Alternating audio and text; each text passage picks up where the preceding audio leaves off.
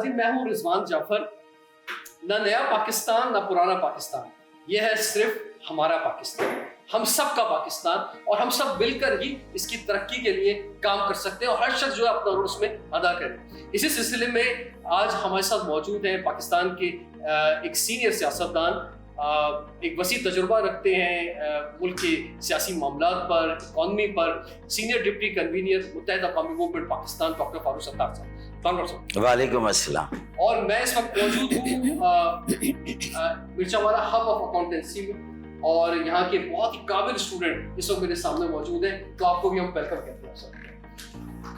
Doctor Farooq Sattar صاحب، آپ بڑا ایک وسیع تجربہ رکھتے ہیں اور بہت سارے آج سوالات ہیں عوام کی عدالت بلکہ نوجوانوں کی عدالت کے اندر آپ موجود ہیں، تو اس کے لیے تیار ہیں جواب دینے کے لیے جو بھی سوال آئے گا؟ میں اس لیے تیار ہوں کہ قائد اعظم محمد علی جناح نے جب پاکستان بنانے کی جدوجہد کا آغاز کیا تو وہ سب جگہ گئے، لیکن انہیں بات بن نہیں رہی تھی. پھر جب وہ جامعہ علی گڑھ گئے نا اور انہوں نے وہاں نوجوانوں اور طالب علموں سے بات کی، تو پھر وہاں سے جب آئے تو انہوں نے کہا مجھے یقین ہے کہ پاکستان بن جائے گا. تو وہ قائد اعظم محمد علی جناح کا پاکستان اور وہی ہمارا پاکستان. اور آج آپ ہمارا پاکستان کی بات کریں اور آپ بھی ایک تعلیمی ادارے اور درسگاہ میں بیٹھے ہوئے ہیں، تو مجھے یقین ہے کہ اس پاکستان کو ہم ثابت کریں گے کہ یہ ہمارا پاکستان کسی کا نہیں. بالکل. اور ہم نے سب نے، ہر شخص نے انڈیویجول رول ادا کرنا ہے. اور دنیا میں جن ملکوں نے ترقی کی ہے، ہم اپنے پڑوس میں چائنا کی ایک مثال لے سکتے ہیں، ایک بڑی آبادی ہے، لیکن جب انہوں نے ایک ایک انڈیویجول کو حصہ بنایا ترقی کا، تو ہی ملک نے ترقی کی. تو اسی لیے اب ہم نے ایک دوسرے پہ بات نہیں ڈالنی کہ جناب وہ ہمارے ملک کے لیے کام کرے گا یا وہ کرے گا، بلکہ ہم سب کو ادا کرنا ہے. تو فاروق، ایک پہلا سوال میرا آپ سے یہ ہے کہ مجھے ذرا یہ فرمائیں کہ آپ یا آپ کی جماعت جو ہے وہ حکومت میں ہے یا اپوزیشن کے اندر؟ کیونکہ یہ کنفیوز ہے، لوگ سمجھ میں نہیں آتا، کیونکہ سوالات بھی اسی لحاظ سے پھر آئیں گے. کیونکہ آپ جب کبھی آپ پبلک میں جانا چاہتے ہیں تو اپوزیشن میں ہو جاتے ہیں، جب مراد لینے کا وقت آتا ہے تو حکومت میں ہو جاتے ہیں. ہے کہاں پر؟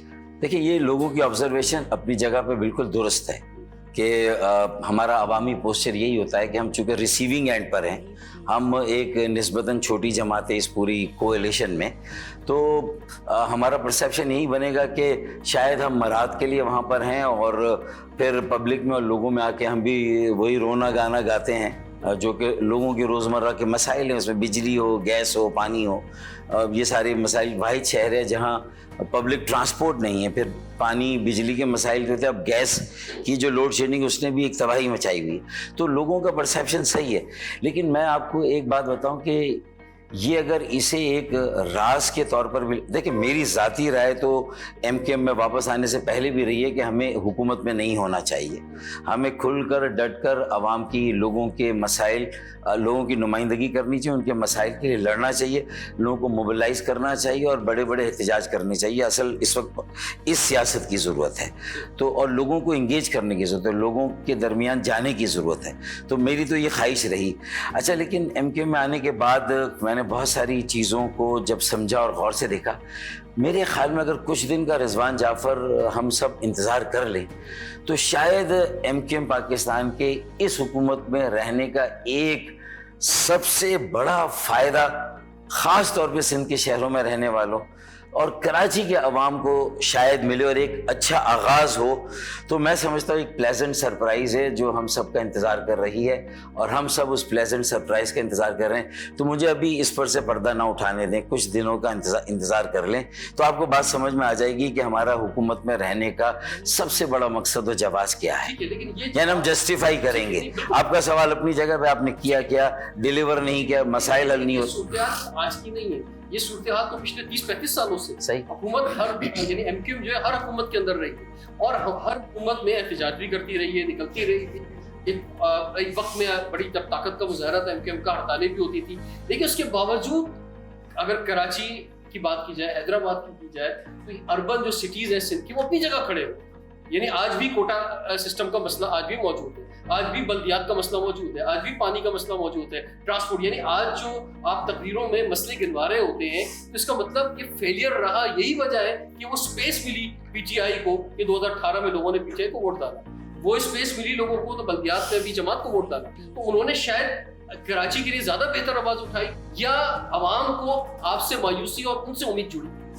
یہ تو ایک رجحان رہا ہے لوگوں کا اور ووٹرز کا کہ ایک جماعت جب ڈیلیور نہیں کرتی اور انکمبنسی یا کسی بھی حکومت میں اس کو ہونے کا نقصان پہنچ جاتا ہے، لوگوں کی توقعات پر وہ پورا نہیں اترتی، تو ہمارے یہاں یہ بھی ایک ٹرینڈ رہا کہ کسی ایک جماعت کا فال دوسری جماعت کو ایک ویکیوم ملتا ہے، اس کا رائز ثابت ہوتا ہے، اور جو رائز ہونے والی جماعت ہے وہ بھی کوئی اپنی اہلیت پر جو ہے وہ اوپر نہیں آ رہی ہے، اور جب وہ بھی حکومت میں آتی ہے تو وہ بھی پھر اس طرح ڈیلیور نہیں کر سکتی۔ نہ اگر پی ٹی آئی 2018 میں آ گئی تھی تو پونے 4 سالوں میں ہمارے سامنے ہے کہ کراچی میں جو ہے وہ کیا ڈیلیور ہوا، کراچی کو تو اس وقت بھی کچھ نہیں ملا۔ تو اس کا مطلب یہ ہے کہ اس وقت تو جو کھیل ہو رہا ہے وہ یہ ہو رہا ہے کہ میں اپنی محنت اور اپنی اہلیت پہ آگے نہیں بڑھ رہا، بلکہ دوسرے کے فیل ہونے کا انتظار کر رہا ہوں تاکہ وہ فیل ہو تو شاید میری گڈی چڑھے گی۔ تو یہ بھی پالیٹکس میں یہ اسٹیٹس کو ہے، یہ غلط ہے۔ ہونا یہ چاہیے کہ مجھے دوسری جماعت کی کامیابی اور سکسیس اور فیلئر کی بجائے میرا اپنا نیریٹو اتنا کلیئر ہو، اتنا لوگوں کے ساتھ کنیکٹ کرے، اتنا لوگوں کے ساتھ ریلیٹ کرے۔ اور میرے خیال میں یہ جو میری واپسی ہوئی ہے ایم کیو ایم میں وہ انہی بنیادوں پر ہوئی، اور مصطفیٰ کمال بھائی بھی آئے اور خالد بھائی، ہم سب ملے تو ہم نے یہی بات کی کہ بھائی ہمارا یہ پرسیپشن ہمیں ختم کرنا ہے۔ ہمیں واپسی کی بات کر رہے ہیں 11 جنوری 2023۔ ہاں، تو ابھی آج آپ دیکھ رہے ہوں گے آج کل کی بڑی پریس کانفرنسز ہو رہی ہیں، ایک سیاسی جماعت کو چھوڑا جا رہا ہے، تو یہ جو پریس کانفرنسز ہو رہی ہے ان کو بھی دیکھ کے کچھ یاد آ رہا ہوگا فاروق بھائی آپ کو کہ کبھی ٹھاکر آیا تھا، کبھی آپ نے بھی پریس کانفرنس کی تھی، کبھی جو ہے خیبان شہر میں بھی پریس کانفرنس ہو رہی تھی، اور کبھی جو ہے پھر آپ نے جیسے بتایا کہ آپ کی بھی پریس کانفرنس ہوئی۔ تو یہ ساری پریس کانفرنسز جو ہیں یہ مقصد اپنی خواہش ہے یا کسی اور کی خواہش ہے؟ دیکھیں رضوان جعفر، آج تمہارے جو سوالات ہیں وہ جارحانہ بھی ہے اور بڑے معصومانہ بھی ہے، تو میں یہی کہوں گا کہ ادا جو بھی نکلی قیامت ہی نکلی۔ تو میرے بھائی، میرا یہ کہنا ہے کہ نہیں، پریس کانفرنس تو دیکھیں پولیٹیکل پارٹی کی اپنی ایک ضرورت ہوتی ہے، اور ہم نے ایک نیریٹو دیا ہے کہ تمام مسائل چاہے وہ پانی کے ہوں، ٹرانسپورٹیشن کے ہوں یا بنیادی انفراسٹرکچر کے ہوں، اور کراچی 4000 ارب کا ٹیکس دیتا ہے تو اسے 40 ارب بھی نہیں ملتے، یعنی 1% کی خیرات بہت مشکل سے ملتی ہے۔ اچھا، تو یہ ساری پریس کانفرنسز انڈیجنس ہے۔ دیکھیں کہیں کہیں فیصلوں میں مشورے ضرور آ سکتے ہیں، لیکن سیاسی جماعتوں کو اتنا اپنے اصولوں اور بنیادی نظریوں پر مضبوط اور مستحکم ہونا چاہیے کہ بھائی کہیں سے بھی کوئی مشورہ اگر آتا ہے وہ آپ کی پولیٹیکل فیوچر کو اور لوگوں یعنی اجتماعی مفاد کو سوٹ کرتا ہے۔ پہلے کہ میں یہاں پر جو نوجوان ہمارے ساتھ موجود ہیں ان کے سوالات کی جانب جاؤں، مجھے یہ بھی فرما دیں کہ ایک وقت تھا کہ ایم کیو ایم جو ہے وہ مہاجر قومی موومنٹ سے متحدہ قومی موومنٹ میں، اور انہوں نے پھر ہر زبان بولنے والوں کو کہا کہ جناب ویلکم کہتے ہیں، even M N A M P A بھی بنایا۔ اب ایسا لگا بیچ میں کہ جناب ایم کیو ایم پہ صورتحال یہ آ گئی ہے کہ دوسری ایتھنک زبانیں بولنے والوں کو ووٹ تو دور کی بات ہے، جو اردو بولنے والے ووٹ ہیں ان کا ووٹ بھی نہیں مل رہا ہے، تو وہ دوبارہ ایسا لگا کہ شاید متحدہ سے مہاجر کا سفر دوبارہ شروع ہو۔ تو آج کس جگہ پہ کھڑے ہوئے ہیں کہ آج بھی اب یہی سوچ رہے ہیں کہ بھائی اس وقت تو صورتحال یہ ہے کہ جو مہاجر آبادیاں ہیں انہی کا ووٹ مل جائے تو بڑی بات ہوگی۔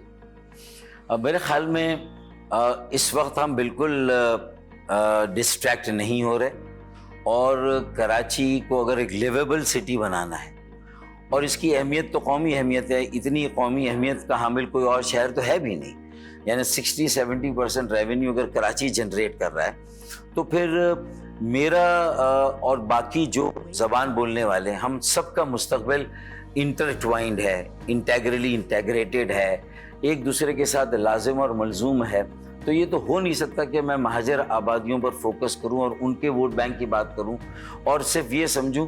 دیکھیں ہو سکتا ہے کہ باقی کمیونٹیز کو، چونکہ وہ دوسری سیاسی جماعتوں سے بھی منسلک رہی ہیں، اگر ان کی کوئی جماعت حکومت میں انہیں کچھ ایڈوانٹیج مل گیا ہو، لیاری، ملیر اور کیماڑی میں شاید پاکستان پیپلز پارٹی نے تھوڑے سے فنڈز زیادہ دے دیے ہوں، لیکن قطع نظر اس بات کی ان کی ڈسکریمنیشن، ان کی طرف سے ناانصافی اور امتیاز ہو سکتا ہے، لیکن میری پالیسی رواداری کی ہوگی، بردباری کی ہوگی اور آل انکلوسیو ہوگی۔ مجھے تو ساری زبان بولنے والے ہر علاقے کے پاکستانیوں کو کراچی میں ایک نظر سے دیکھنا، سب کو ساتھ لے کے چلنا، یہ اردو بولنے والوں اور پھر ان میں جو مہاجروں میں پوربی ہے، کاٹھیا واڑی ہے، میمن گجراتی، پھر اس کے علاوہ مارواڑی، تو یہ ساری زبان بولنے والے یہاں تو سندھی، بلوچ، پنجابی، پختون، سرائکی، ہزارے وال، کشمیری، گلگیتی، بلتی سب ہے. اب نکل جانا چاہیے. نکل جانا چاہیے. سوال کر تو لیا آپ سے، لیکن یقین جانے سوال کرنے کے بعد مجھے بہت تکلیف ہو رہی تھی خود بھی. ہاں ٹھیک ہے، کیونکہ بات یہ ہے کہ یہ ہم نے کہا نا سر ہمارا پاکستان، تو یہ ہم سب کا پاکستان، ہم سب مل کر ہی اس پاکستان کی ترقی پہ کام کر سکتے ہیں. اور جب بھی پانی کی لائن بنے گی، سڑک بنے گی، کلائمیٹ چینج پہ کام ظاہر ہے وہی تو دیکھ کے نہیں جائے گا. ہاں وہ کسی کا پانی جو ہے کسی کا دروازے پہ دستک کر کے نہیں پوچھے گا بھائی تم کو.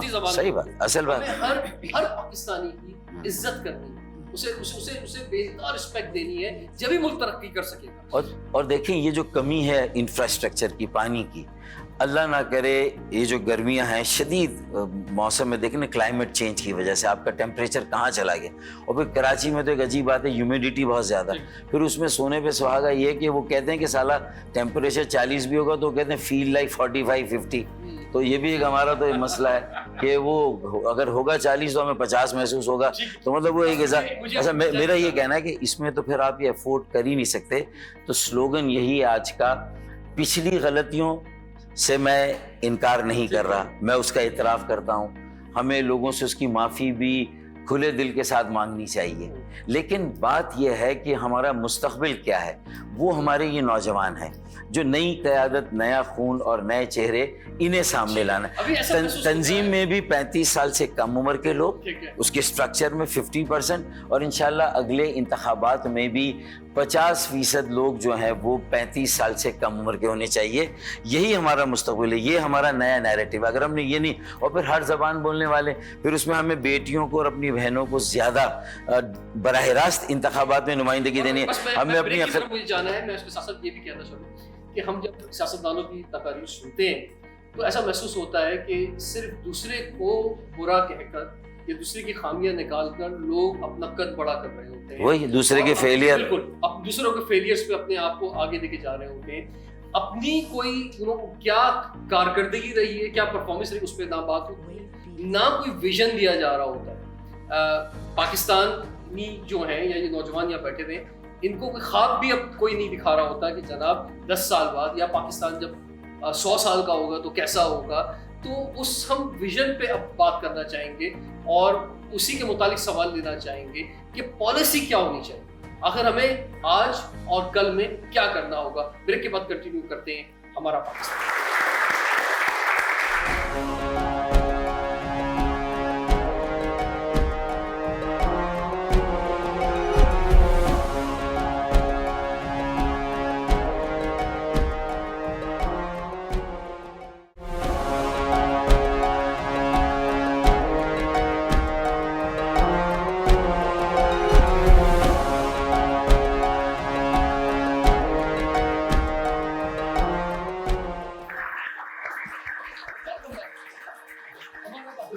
اور اس وقت ہم ہیں مرچا والا ہب اکاؤنٹنسی میں. میرے سامنے بہت ہی قابل اسٹوڈنٹ موجود ہیں.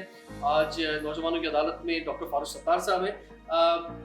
نوجوان جو ہے وہ بہت ریلیکس بھی فیل کرتے ہیں فاروق ستار صاحب کے ساتھ، یہ بھی ایک بڑی اچھی بات ہے کیونکہ ایک طویل عرصہ انہوں نے گزارا ہے اور خاص ایک لنک رکھتے ہیں اس طرح کی جو بھی ایکٹیویٹیز ہوتی ہیں، ایون کراچی کی جو سوشل ایکٹیویٹیز ہوتی ہیں اس کے اندر بھی، اور ایک وسیع تجربہ رکھتے ہیں. 28 سال کی عمر میں میئر بنے تھے کراچی کے، ینگسٹ میئر، اس کے بعد پروفیشنل فیڈرل منسٹر رہے. تو میں چاہوں گا کہ آپ سوالات کریں، جو پالیسیز ہیں، جو خواب آپ دیکھ رہے ہیں، جو سوچ رہے ہیں، اس پر آپ کے اپنے کیا خیالات ہیں. پورا پاکستان اور دنیا میں جہاں یہ پروگرام دیکھا جا رہا ہے، وہاں جہاں لوگ ڈاکٹر فاروق ستار کے خیالات جاننا چاہتے ہیں، میں سمجھتا ہوں شاید اس سے کہیں زیادہ پاکستان کے نوجوان کیا سوچ رہے ہیں لوگ یہ جاننا چاہتے ہیں. جی السلام علیکم. میرا کویسچن یہ ہے آپ سے کہ ہم لوگ کی کنٹری میں اتنے زیادہ ٹیلنٹڈ لوگ ہیں اور ان کے اتنے انوویٹیو اور ڈیشنگ آئیڈیاز ہیں، پر ان کے آئیڈیاز پہ امپلیمنٹیشن کرنے کے لیے ریسورسز نہیں ہیں، اور نہ ہی ایسے پلیٹ فارمز ہیں اور نہ ہی اس طرح کی کیمپینز ہیں جو کہ ان کے آئیڈیاز پہ انویسٹ کریں تاکہ وہ آئیڈیاز جو ہے وہ منظر عام پر آئیں اور ان کے اوپر اسٹارٹ اپس کیے جا سکیں. اور اس کی وجہ سے جو ینگ جنریشن ہے وہ اتنی ڈی موٹیویٹ ہو جاتی ہے کہ کیا کہتے ہیں، وہ جو ہے اس کے آئیڈیاز کہیں نہ کہیں دب جاتے ہیں. تو میں چاہتی ہوں ایسا کہ ہماری کنٹری میں اس طرح کی کیمپینز اور اس طرح کے پلیٹ فارمز اتنے زیادہ ہوں تاکہ ینگ جنریشن کی جو ہے وہ آئیڈیاز. آپ سے پوچھا جا رہا ہے کہ اس وقت ایم کیو ایم کے پاس جو 2 فیڈرل منسٹریز ہیں اس میں ایک جو ہے وہ IT کی یونیورسٹی ہے اور اس کا بھی بڑا امپورٹنٹ رول ہے. اچھا, اور بہت ساری چیزیں ہو بھی رہی ہوتی ہیں پاکستان میں, لیکن شاید وہ لوگوں تک اس کی انفارمیشن نہیں پہنچتی, یا یہ کہہ لیں کہ ایک ہمارا ٹرسٹ اتنا خراب ہو گیا ہے کہ اگر کہیں ریئل اپرچونیٹی مل بھی رہی ہوتی ہے تو ہم خود بھی وہاں نہیں جاتے, کیونکہ ہم سمجھتے ہیں کہ کوئی چیز میرٹ پہ نہیں ہوگی, کہیں ہمیں سنا نہیں جائے گا, کہیں ہم جائیں گے تو بھی ٹائم جائے گا. ہمارے شہروں میں ترقی ہوئی, کچھ انفراسٹرکچر بنا, کچھ ایجوکیشن آئی بھی, تو وہاں بھی ایک کیپٹلسٹ مائنڈ ہے, سرمایہ داروں کا ذہن ہے, تو وہ ان کے مفادات اتنے حاوی ہیں اس سارے ان طبقوں کے کہ وہ کسی انوویشن کو کوئی موقع نہیں دیتے. کارپوریٹ سیکٹر میں کچھ تھوڑا کام ہوا ہے, سروس سیکٹر میں کچھ تھوڑی سی تبدیلی آئی ہے, کچھ نوجوانوں کو وہاں جیسے ٹیلی کام انڈسٹری اگر لے لیں, IT انڈسٹری لے لیں, ہوٹل اینڈ ٹورزم انڈسٹری لے لیں, اور باقی جو کارپوریٹ سیکٹر کی خدمات ہیں اس کو لے لیں, تو ہمیں شہروں میں تھوڑا بہت ہمارے نوجوان بہت زیادہ سرگرم نظر آتے ہیں, وہاں انہیں جابز بھی ملتی ہیں, کام بھی کرتے ہیں, محنت بھی کرتے ہیں, تھوڑا سا آگے بھی بڑھتے ہیں. لیکن ظاہر ہے کہ یہ جتنے بڑے اسکیل اور بڑے پیمانے پر ہونا چاہیے تھا, اور یہی شہروں میں تھوڑا سا کارپوریٹ سیکٹر اگر دیہی علاقوں میں بھی جاتا اور ایگرو بیسڈ انڈسٹری لگ جاتی, اور ہماری کھجور ہم ایکسپورٹ نہ کرتے بلکہ اس کو ویلیو ایڈ کر کے اس کھجور سے بہت ساری چیزیں, چاکلیٹ کے اندر کھجور ڈال دی تو ویلیو ایڈیشن ہو گیا. اسی طریقے سے پہلے ہم اپنی کاٹن کو, را کاٹن کو ایکسپورٹ کر دیتے تھے, اب اس کاٹن کی پروڈکشن کم ہو گئی ہے, تو اس کاٹن کو اگر ہم ویلیو ایڈ کریں. اچھا, میں سائز بیسیکلی نہیں بڑھ سکا. اگر ہماری انڈسٹری کا سائز بڑھ جائے, کیک بڑھ جائے گا نا, تو سب کو اس کا حصہ مل جائے گا. جب وہ کیک چھوٹا ہوتا چلا جائے گا تو اور فرسٹریشن بڑھتی چلی جائے گی. تو پائی چھوٹی ہو گئی, ظاہر سب انڈسٹری ہو چاہے کوئی بھی شعبہ ہو, جب ہم اس کا کسی بھی چیز کا ہم جب سائز بڑھا دیں گے, اور پاکستان میں سائز بڑھ سکتا ہے, 5واں بڑا ملک ہے آبادی کے لحاظ سے ہم, لیکن ہم نے وہ کوشش نہیں کی, تو اس پہ کوشش کرنی. اچھا رضوان, آخری بات یہ کہ غلطیوں کا میں نے اعتراف ادراک اس لیے کیا برملا کہ ہماری ان غلطیوں سے ان کو یہ سیکھنا ہے کہ یہ کم از کم وہ غلطیاں نہ کریں. انشاءاللہ جب یہ پالیٹکس میں آئے, یوتھ پارلیمنٹ کے نوجوان جو یہاں ہیں, مرچے والا ہب آف اکاؤنٹنسی کے جو یہ نوجوان یہاں ہیں, ان میں سے اگر کچھ لوگ آگے آتے ہیں, ضروری نہیں کہ MNA MPA بنے, اس MNA MPA کی ٹیم کا حصہ بنے. اس کی ریسرچ ہے, اس کو نالج دینا, اس کے لیے سارا ڈیٹا جمع کرنا, اور ہمارے پاس اپنے یوتھ کا دنیا کا سب سے بڑا ڈیٹا بینک ہونا چاہیے. And data bank is power, knowledge is power, knowledge base economy کا زمانہ ہے. تو یہ پڑھے لکھے لوگ صرف اپنا کریئر بنانے میں لگ جائیں گے, فرگوسن میں, ارنسٹ ینگ میں, تاثر ہادی میں, سب اسی میں آپ لوگ جانے کی بات کریں گے, تو پھر پارلیمان میں تو وہی لوگ آئیں گے جو 75 سالوں سے آ رہے ہیں, تو پھر ہمارا گلہ بھی بیکار ہو جائے گا. پھر آپ صرف سوال پوچھنے والے ہوں گے, اور ہمارے جیسے اتنا کھل کر جواب دینے والے بھی جو آپ کا سامنا کر لیتے ہیں اور اعتراف بھی کر لیتے ہیں, پھر وہ لوگ نہیں ہوں گے. 47 میں انگریز چلے گئے, لیکن اس کے بعد جن لوگوں نے حکومت کی اور آج تک صورتحال یہی ہے کہ انہوں نے انگریز بنے, وہ کالے انگریز ہیں. اور مسئلہ یہی ہے کہ آج بھی اگر ایک پرابلم سسٹم کا یہ ہے کہ آج بھی اگر ایک عام آدمی بھی وہاں جاتا ہے تو وہ بھی وہی کالا انگریز بن جاتا ہے. ہمیں اس سسٹم کے خلاف جنگ کرنی ہوگی. جی, اگلا سوال. السلام علیکم. میرا سوال یہ ہے کہ میرٹ بیس پہ جتنی بھی جابس اناؤنس ہوتی ہیں, تو اس میں ہم نے دیکھا ہے کہ فیوریٹزم بہت چلتا ہے, کہ مطلب پہلے سے وہ جو جابس ہوتی ہیں وہ کسی منسٹر یا کسی پاورفل بندے کے گھر والے کے لیے, بیٹا بیٹی یا بھائی کے لیے پہلے سے بک ہوتی ہیں. تو ہمارا جتنا نوجوان ویل ایجوکیٹڈ ہے, عموماً وہ پھر ڈی موٹیویٹ ہو کے پھر ہم نے دیکھا ہے کہ وہ ابراڈ جا رہا ہوتا ہے. تو ہماری جو گورنمنٹ ہے وہ اس لحاظ سے مطلب اس پہ کوئی کیا سولوشن ہے کہ اچھا اس پہ ایک چیز مجھے اور فرمائے تجربہ طور پہ دیں گے کہ کیا میں کراچی کی بات کر دیتا ہوں کہ کراچی کا نوجوان کیا ریاست کا حصہ بننے کو تیار ہے؟ کیا وہ خود تیار ہے کہ وہ پولیس میں جائے, وہ فوج میں جائے, وہ زیادہ CSS کا ایگزام دے, بیوروکریسی میں جائے, ڈپٹی کمشنر بنے, یا وہ کہتا ہے کہ نہیں یار میں اپنے دم پہ کھڑا ہوں گا, بس کاروبار کروں گا, انٹرنشپ کروں گا؟ وہ کیا اس کی خواہش کیا ہے جو اس کی خواہش یہی ہوتی ہے کہ وہ اپنے پاکستان کو ڈیولپمنٹ میں مطلب اس کو کنٹریبیوشن دے, لیکن جو ہم دیکھتے ہوئے آ رہے ہیں نوجوان پیچھے سے دیکھتے آ رہا ہے ڈسکریج ہو رہا ہے, جیسے ڈیموٹیویٹ ہو رہا ہے, تو وہ یہی پھر وہ اپلائی نہیں کرتا اس چیز کے لیے کہ اس کو پتا ہو کہ پہلے سے وہ سیٹ یا وہ جگہ وہ پہلے سے بک ہے. تو اس کا سولوشن ہے. اور ہر ایک ایم کیو کا جب آغاز ہوا تو آغاز کی بنیادی کال تھی وہ کوٹا سسٹم ہی. دیکھیں میری جو لائف کی اسٹرگل ہے, کبھی کسی پوڈ کاسٹ انٹرویو میں آپ نے سنی ہوگی, تو میں اس لیے اس کو ریفر کرتا ہوں کہ آئی نیور گیو اپ, تنہا تیرے اعجاز سے شمشیر بکف ہوں, तन्हा तेरे एजाज से शमशीर बकफ हूँ, सब एक तरफ हैं मैं एक तरफ हूँ। तो अगर आप अकेले भी हैं और आप समझते हैं कि आप मुखलिस है किसी नज़रिए, किसी कॉज से, किसी मिशन से, अगर आप स्टेट फास्ट हैं, आप में इस्तिकामत है, और दूसरा सेल्फ लेस है कि सिर्फ अपनी ज़ात के लिए नहीं, बेगर्ज होकर आप दूसरों को भी साथ लेकर चलना चाहते हैं, आप एक टीम की सक्सेस में बिलीव करते हैं, तो मैं समझता हूँ कि अल्लाह ताला फिर ये हो ही नहीं सकता कि आप कामयाब ना हो और आप नाकामी से दो चार हो। रियासत को और हुकूमत को तो अपना रोल अदा करना होगा, इन्होंने जो करना है वो तो आप बता रहे हैं, हाँ। लेकिन जो हुकूमत ने करना है वो भी तो पता देखिए, उसके लिए एक बड़ी आखिरी फैसला कुन स्ट्रगल की जरूरत है। कोटा सिस्टम जो है वो आइन में खत्म हो गया 2013 में, उसके बावजूद भी अगर उस पर अमल हो रहा है, 5 लाख नौकरियां जो दी गई उसमें हमारे बच्चों को बाइक की और पांडा की नौकरियां मिली, मिलना चाहिए वो भी नहीं मिला, वो भी नहीं मिला ना। जो उनके डोमिसाइल यानी जाली डोमिसाइल वालों को नौकरियां मिली और उन्हें नौकरियां ना मिली, तो इसके खिलाफ एक स्ट्रगल चाहिए। उसमें काश जो कराची में सियासी जमातें कॉम्पीट करती हैं आपस में, वो कॉम्पीट करने की बजाय एक दूसरे को कॉम्प्लीमेंट करें। मैं नाम ले देता हूँ, जमात इस्लामी, PTI और MQM, मैं इन तीनों का एक मुश्तरका रोल देखता हूँ। अपने तीनों कोई प्रेस कॉन्फ्रेंस करें, तीनों मिलकर करें, मैं तैयार हूँ। मैं 4 मरतबा हाफिज नईमुर रहमान से मिला, रिजवान जाफर, मैंने उनसे कहा कि देखो हम भी सोलो फ्लाइट पे गए, बहुत ऊपर तक गए लेकिन फिर नीचे आ गए। हमारी अपनी गलतियां 50%, हिमाकतें, और जो हमारे खिलाफ साजिशें थी बाई डिजाइन 50%, बाई डिफॉल्ट 50%। तुम्हारे यहाँ भी ये होगा, तुम्हारे खिलाफ भी बाई डिजाइन, तुम्हें भी वो एक हद से ऊपर ATR हो मियाँ, तुम्हें 777 बनना है, तुम्हें जो है वो एयरबस 380 बनना है, तुम्हें 40,000 जो है वो फीट की बुलंदी पर जाना है, तो फिर इसका मतलब है कि तुम्हें मिल के काम करना होगा। तो अगर हम मिलके काम नहीं करेंगे तो इस कराची में हल्का बंदियाँ, मरदमशुमारी सबसे बुनियादी सबसे बड़ा मसला, फिर उसके बाद फंड्स का मसला, फिर उसके बाद बल्दियाती इख्तियारात और बल्दियाती वसाइल का मसला, ये वो बुनियादी मसाइल हैं। अगर ये हल हो जाएं तो, और उसके लिए उसमें फिर सारे ये जो कोटा जो इसके डोमिसाइल की बुकत, ये 4-5 बुनियादी मसाइल हैं, इस पर हम क्लियर हो जाए। और कराची में रहने वाला, हर जबान बोलने वाला, अगर कराची के कॉज को ओनरशिप देखें, लाड़काना नवाब शाह की मेरे सिंधी बेटियां और बेटे, मैं उनके साथ हूँ, जो उनकी सूबाई खुद मुख्तारी का सवाल है, जो उनको फंड्स पंजाब से चाहिए, इस्लामाबाद से चाहिए, मैं उनके साथ खड़ा हूँ।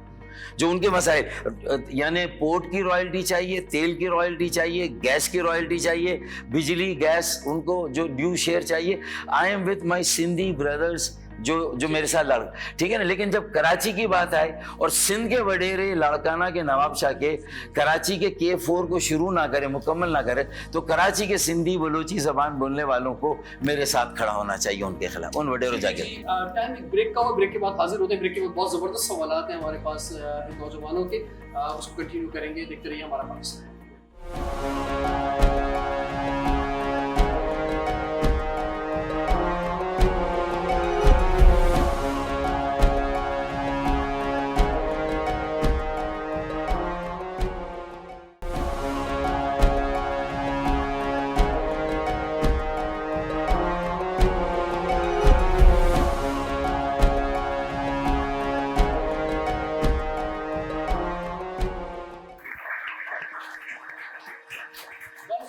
हमारा पाकिस्तान, ना नया पाकिस्तान ना पुराना पाकिस्तान, ये सिर्फ हमारा पाकिस्तान और तरक्की उसी वक्त मुमकिन है कि जब हर पाकिस्तानी अपना रोल अदा करे। यही सोच लेकर हम इस प्रोग्राम को आगे बढ़ा रहे हैं। जी सवाल करेंगे आप डॉक्टर फरसत साहब। अस्सलाम वालेकुम फारूक साहब, मैं सीनियर फैकल्टी मेंबर्स मिर्चावाला, खुद ACC क्वालिफायर और CFA चार्टर होल्डर हूँ। मैंने भी यहीं से कराची से शुरू से पढ़ते आ रहा हूँ और मैं पिछले 10-15 साल देखता रहा हूँ कराची बजाय ऊपर जाने के नीचे जाता रहा अनफॉर्चुनेटली। और एक वजह जो मुझे लगती है वो ये डिसेंट्रलाइजेशन नहीं हो पाती कराची में। जो वोट यहाँ जीत रहा है वो रन नहीं कर सकता कराची को।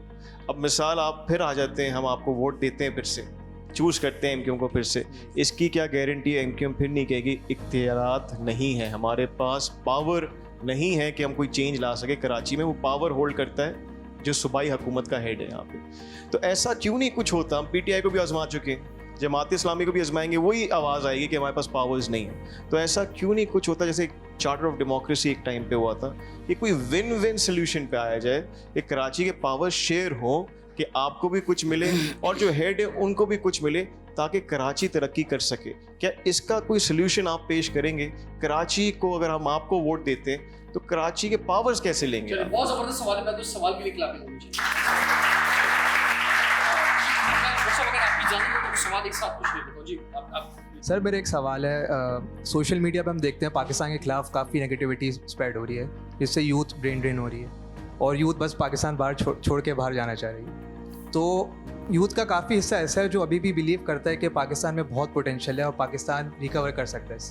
لیکن میں آپ سے یہ پوچھنا چاہوں گا کہ ہم کچھ ایسے میجرز لے رہے ہیں جس سے ہم یوتھ کو یہاں پہ ریٹین کر سکیں, یوتھ کو بتا سکیں کہ کچھ اپرچونیٹیز ہے یوتھ کے لیے جو یوتھ یہاں رکے بھی ہے نا. وہ برین ڈرین کی بھی بات کر رہے ہیں, چیزوں کی بھی کر رہے ہیں. اگر وہ مثال کے طور پہ آپ پر بھی کتنا ٹرسٹ کر سکتے ہیں, سوال تو یہ بھی ہے نا.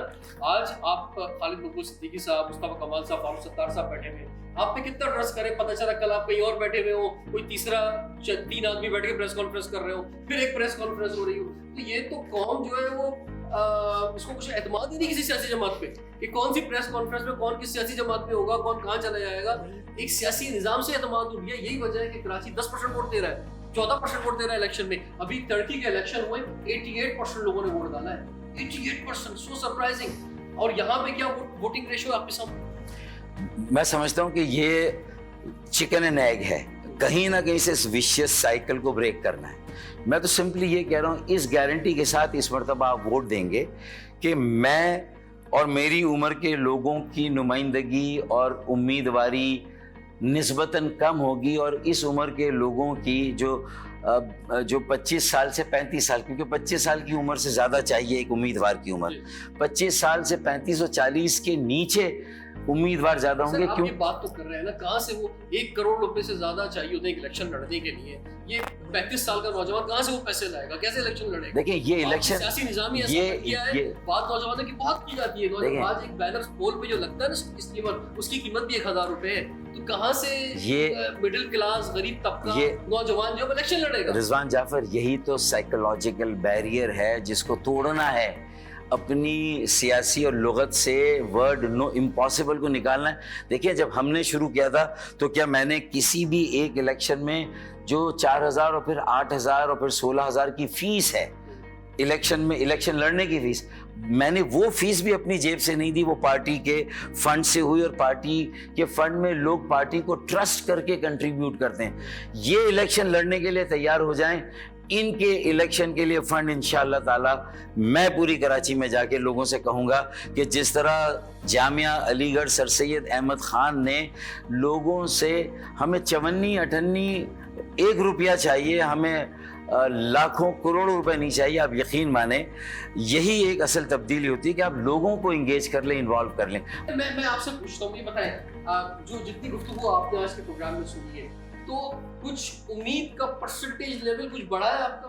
سر جو آپ نے بات کی ہے, اس کا سب سے بنیادی جو اس کی وجہ ہے وہ یہ ہے کہ پولیٹیکل انسٹیبلٹی بہت ہے, اور یہاں پر جی اور پولیٹیکل پارٹیسپیشن لوگوں کی اس طریقے سے کم ہوتی ہے. کیونکہ سر اگر اسپیسیفکلی کراچی کی بات کی جائے تو کراچی کی 70 کی دہائی کی اگر اسپیسیفکلی بات کی جائے تو 70 کی دہائی کے اندر Karachi was really very progressive, اور کراچی جیسے شہر کے اندر مارکسزم تک ڈسکس ہوتا تھا, اور آج انفارچونیٹلی یہاں پر ڈائیورسٹی بالکل ہی ختم ہو چکی ہے. ہم نے انکلوژن کے اوپر کبھی بھی فوکس نہیں کیا, اور پوری دنیا اس وقت جو ہے پارٹنرشپس اور کولیبریشنس پہ کام کر رہی ہے, اور انفارچونیٹلی پاکستان کے اندر جتنی بھی بڑے ادارے ہیں ان کے اندر وومن پارٹیسپیشن اگر آپ دیکھ لیں تو وہ نہ ہونے کے برابر ہے. تو جب تک لوگوں کے معیار کے مطابق ان کو فیسلٹیز نہیں دی جائیں گی یا ان کو فیسلیٹیٹ نہیں کیا جائے گا تو کس طریقے سے یوتھ آپ کے ساتھ کوپ اپ کر سکتی ہے؟ اس میں ہمارے ساتھ ایک عتیق الرحمان صاحب موجود ہیں, فائنینشیل اینالسٹ ہیں, اکنامک اینالسٹ ہے, کراچی چیمبر سے وابستہ ہے. سر کیا سمجھتے ہیں کہ جو کیا کنکلوژن دینا چاہیں گے آپ پلیز؟ دیکھیے ہم نے سب سے بڑا جو کرا ہے غلطی کی ہے وہ ہم نے یہ کیا کہ ہم نے اپنے اسکل ڈیولپمنٹ کے پوٹینشیلس کو خوب زور سے مار کے ختم کیا, اور یہ اسکل ڈیولپمنٹ پوٹینشیل ہمیں اپنے یوتھ سے ہی ملتا ہے. وہ کیا ہے, اس کی ایک مثال دے دوں, جیسے ماربل ہے, پاکستان کی مونوپولی ہے ماربل میں. ہم کیا کرتے ہیں, ماربل کے تودے کاٹتے ہیں اور کاٹ کے ان ملکوں کو دے دیتے ہیں جو ملک اس کو ایڈ ویلیو کر کے لے آتے ہیں, اور وہ ہم اپنے اچھے شو روموں میں سجا کر ان سے پھر جا کے خود ہی خریدتے ہیں. ये बात अगर हम स्किल डेवलपमेंट करते तो हम अपनी मार्बल को खुद ही उस शेप में ले आते, तोदों को बाहर नहीं भेजते। साथ ही हम देख रहे हैं कि हम जब स्किल डेवलपमेंट से हटते हैं तो हम साथ में देख रहे हैं कि हमारे पास एक बहुत बड़ी इंडस्ट्री है। हम हमेशा बात करते हैं, आप क्योंकि इकोनॉमिक्स की बात करें तो देख रहे हैं कि हमने एक नारा मुस्तकिल सालों से लगाया कि हमें अपनी एक्सपोर्ट बढ़ानी है। अपनी एक्सपोर्ट क्या बढ़ेगी, वो तो रेंग रही है बुरी तरह से।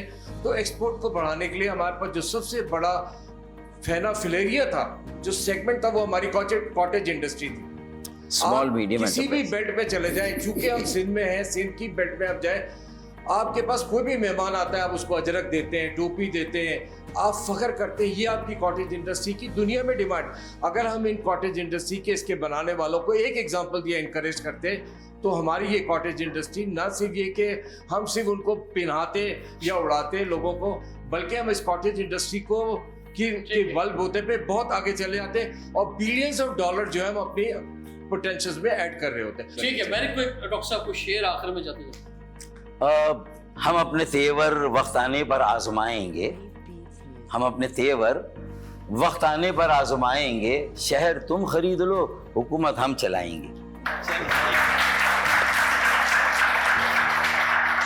मुझे लगता है ये उम्मीद की किरण आ गई है। किरण का बहुत बहुत शुक्रिया। आपके साथ तो बड़ा तवील जितना भी प्रोग्राम हो कम है, लेकिन हमारे पास ज़रा वक्त कम था। नाज़रीन, जैसे कि हम इस प्रोग्राम के ज़रिए यही मैसेज दे रहे हैं कि हमारा पाकिस्तान और हम सब ने रोल अदा करना है पाकिस्तान की तरक्की और कामयाबी के लिए। रिजवान जाफर को इजाज़त दीजिए।